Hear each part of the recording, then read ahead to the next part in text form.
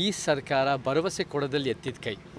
ಅಧಿಕಾರ ಬರೋ ಉದ್ದೇಶ ಇದ್ದಾಗ, ಅಧಿಕಾರ ಬರೋ ಒಂದೇ ಉದ್ದೇಶ ಇದ್ದಾಗ ಭರವಸೆ ಕೊಡೋದು ಸುಲಭ.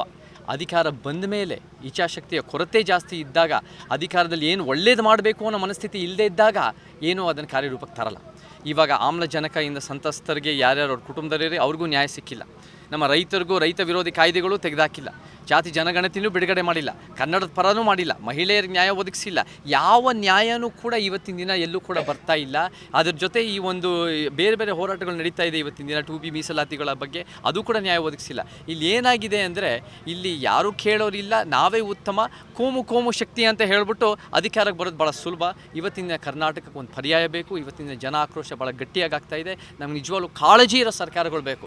ಅಧಿಕಾರದ ಮೇಲೆ ಕಾಳಜಿ ಇರೋ ವ್ಯಕ್ತಿಗಳಲ್ಲ, ಜನರ ಬಗ್ಗೆ ಕಾಳಜಿ ಇರೋ ಸರ್ಕಾರಗಳು ಬೇಕು. ಅಂಥ ಸರ್ಕಾರ ಕರ್ನಾಟಕ ಜನ ಬಯಸ್ತಾ ಇದ್ದಾರೆ. ಅಂಥ ಸರ್ಕಾರ ನಿಮ್ಮನ್ನೆಲ್ಲರಿಗೂ ಒಂದು ರೀತಿ ಒಂದು ಪ್ರಶ್ನೆ ಮಾಡುತ್ತೆ, ಚಾಲೆಂಜ್ ಮಾಡುತ್ತೆ ಅನ್ನೋ ನನಗೆ ನಂಬಿಕೆ ನನಗಿದೆ.